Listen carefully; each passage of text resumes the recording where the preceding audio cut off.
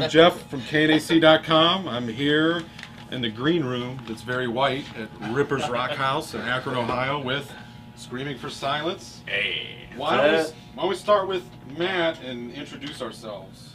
Well, I'm Matt, and I play the drums. Casey, lead guitar and backup vocals. Casey, guitar and vocals. I'm Danny, I play guitar and vocals. Did that really just happen? Josh, I slap at the bass. My name's Zeb, I do the singing. I want to do something funny with the lead guitar part, but it just didn't come to me. So. Let's start at the beginning, because I read somewhere that you guys, somebody met in college, right? Yeah. Which of you guys met in college? Casey, Zeb, and I. Oh, the three. Okay. Yep. All right, nice. Did you go straight into music after that, or did you? We started. It was right around our junior year of college, and it was just like literally playing in a dorm room, and then we slowly got a bassist and then a drummer from in town, and it was a few years there, and we just kind of did college parties and had fun with it. And then once we got out of college is when we all moved into Omaha together and got more serious, and then we got Matt, and that's when it got very serious. Yeah. That was the real deal. Because he's so serious. But yeah, we and then we decided to really do it full time and quit our jobs and hit the road, and the past 2.5, 3 years now that's what we've been doing. So did you finish school? Yeah. Yep. Really? Yep. Casey here, graphic design, right? I actually didn't finish school. I was this close. Zeb though did physical education. Yeah. PE teacher. Gym teacher. Yeah. Nice. What were your jobs beforehand that you quit? I was at U-Haul. I was laying hardwood floors for Nebraska Furniture Mart. I worked in retail and did some bartending. Is this way more fun? This is so much more fun. Laying hardwood floor, that'd be sweet. Oh. It's taxing. That's to say the least. All right, so let's talk about the debut album then. You recorded it at the Workaholics house, right? At Gray Area Studios. No, we ended up staying at the Workaholics You house. stayed while at the out there. Workaholics Yeah, house. we Okay. recorded at Gray Area Studios, and that was in North Hollywood. Okay. No hope. And that was over a period, like on and off for like a year. You were going back and working on that, right? Yeah. We did what, 3 trips? Yeah, 3 trips within 2014, and we were touring the whole time. So we would tour, get out to the east, and then make our way back West Coast, tour for about a week and a half, and then do it all over again. Wow. So how did that affect the writing process then? Because you'd take a break, and then you'd go back to it, and then you'd take another break, and so. The way we kind of did it with the producer's name was Eric Ron, and he's amazing. He's a magician, but we would go out there and we would go song by song. So we would be out there for 7 days, and we'd do 3 songs in a week. So we would have everything kind of ready to go. We'd have some ideas for songs. We'd run through all of those with him on Monday when we started recording, and then as soon as we kind of found what we wanted to do and had the song structured, we would just knock it out. The coolest thing was like we were staying there, sleeping there as well as recording. They had living quarters, kitchen, showers, and then the studio. So we were literally eating, sleeping, living our music every single night and day. And the week would just fly. Everything is just so fast, goes so fast. Yeah, wow. If you could just elaborate on the writing process a little bit, is it sort of like an all hands on deck kind of thing, or is it like Casey comes up with a riff and then everybody builds on it, or Yeah. how would you say? Yeah, basically, I would practice my guitar and just play guitar riffs. If I found something that kind of struck a nerve, I'd hit record. I'd record it on my phone or my computer or my iPad or whatever, and then I would just kind of put a bass structure down on a song, present it to the rest of the band. Danny would put his own little twist on it for the fact that our musical differences are total opposite ends of the spectrum. Right, you're more of the metalhead, right? Yeah. I'm like heavy metal. Dan's more of the kind of chill, relax, Sublime stuff like that. Erykah Badu.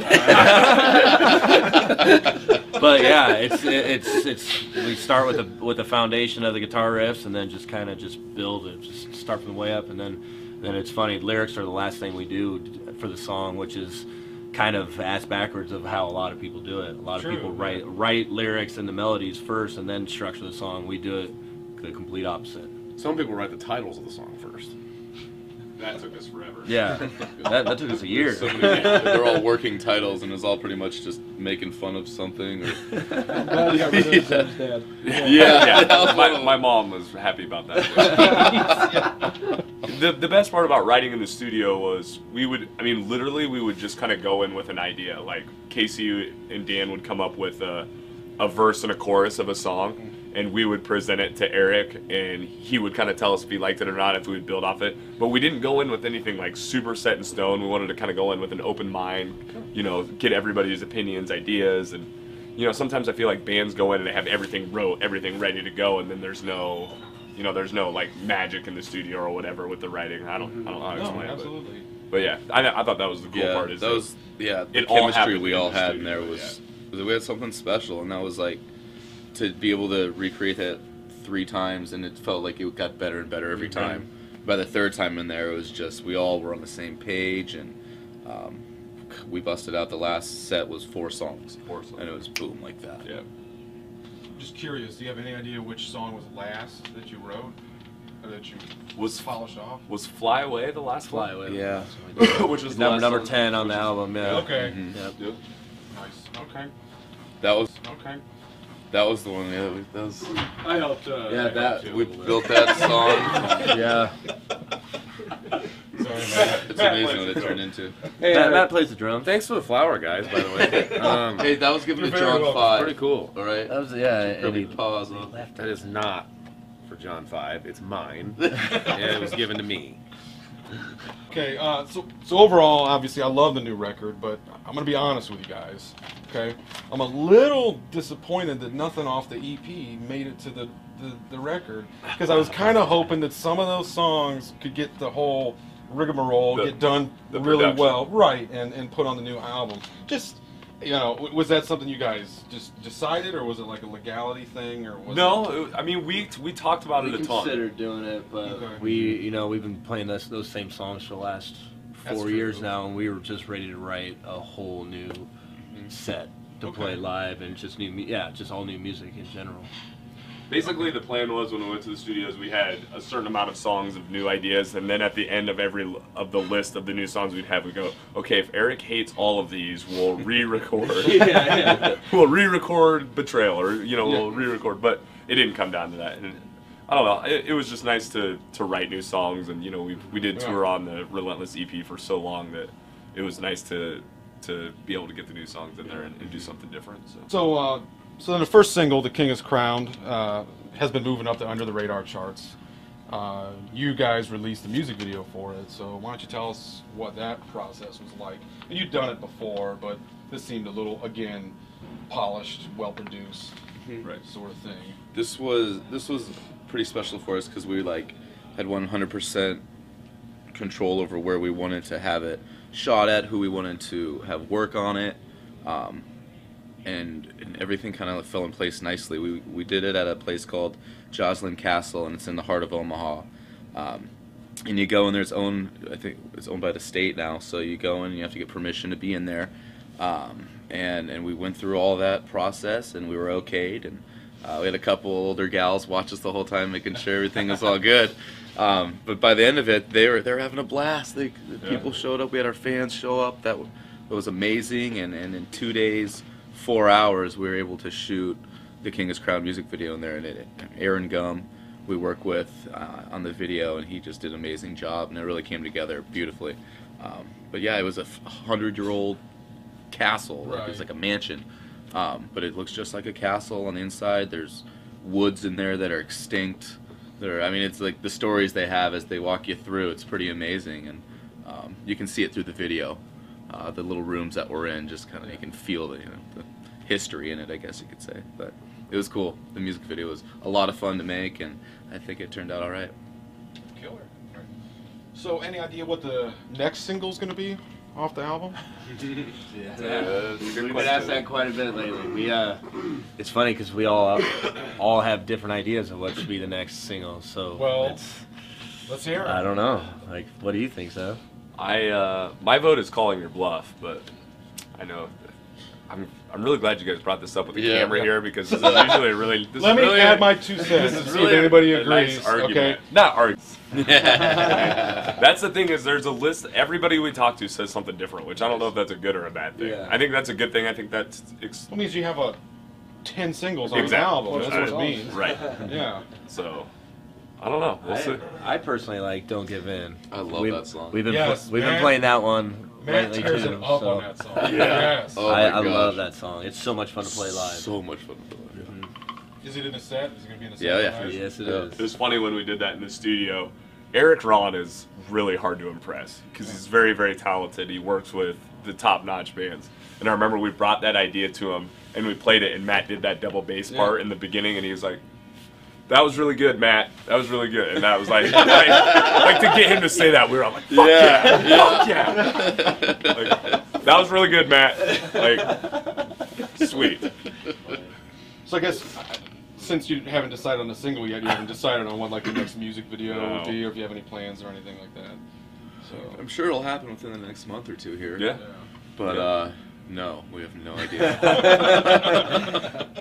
I know that we want Aaron to do it again. Aaron Gum did Yeah. awesome. And Tyler, our tour manager, 6th member, whatever you call that idiot, he actually helped a ton, and he did so much for that music video. Literally, basically, all we had to do was just fucking show up. Nice. And everything was ready to go, and he sweat. nailed it. Yeah. Tyler did a ton on that, so thank you, Tyler. I'm sorry I called you an idiot. Yeah, he was good. We need to get him a big old like blowhorn next time. Yeah. Hey, why don't you give Tyler that rose? Give Tyler this rose. Yeah. Hey, Zeb. Tyler Do that gets the John Foom rose. I guess you guys now, you're taking part in Rockfest in Wisconsin this year, right? Yeah. So how cool is that? I mean, that bill is enormous and it's Amazing. killer. So We're excited. We nailed a couple really good festivals for the summer so far. Hopefully we get a few more, but there's a rock fest back home that we have. It's Hailstorm, Papa Roach, In This Moment, Starset, Emphatic, us, a couple other bands. We are Harlot, Arson City. And then we got to announce the Wisconsin one, and we didn't know the lineup until they announced it. He wouldn't tell us. So he's like, "Oh, I got you on this thing. You can announce it, but we don't know all the bands, or we can't announce all the bands yet." So we didn't know until they put it up on Facebook. So I start getting texts in the morning like, "Holy shit! Like, look at this lineup you guys are on." Like, "Oh yeah, that is pretty." Sends over a flyer. And Yeah. Jeez. Yeah. That'll be fun. Yeah, that'll be awesome. and we're also working really hard to try to get you guys on Rock on the Range. So Yeah. whatever we can do. So that would be Thank that you would be guys. killer too. That would be awesome.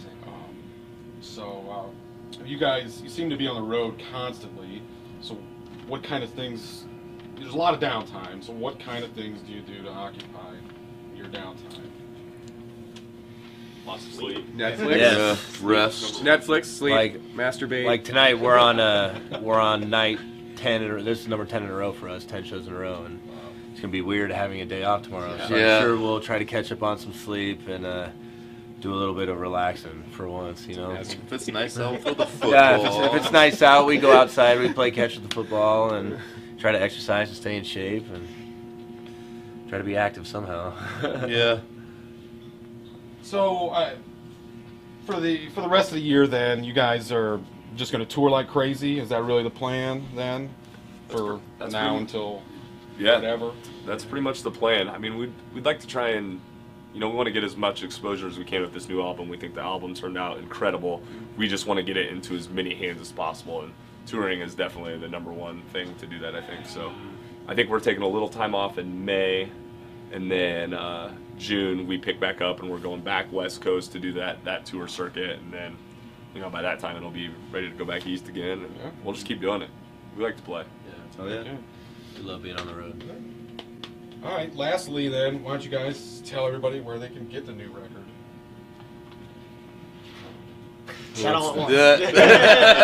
Don't everybody speak up. we're on Reverb Nation. We have our YouTube going now. And we try to do videos every week. Videos? Videos? Every week.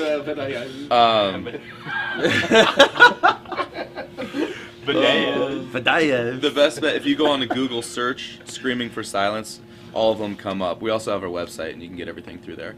ScreamingForSilence.com. iTunes, Amazon, we're on Spotify. We have our Pandora station now. Yeah.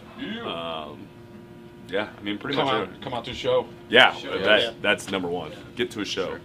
Come see us. Come see him. Come see him. Why would you want to see that guy? Why not? Why would you not want to see that I'd guy? like to meet you.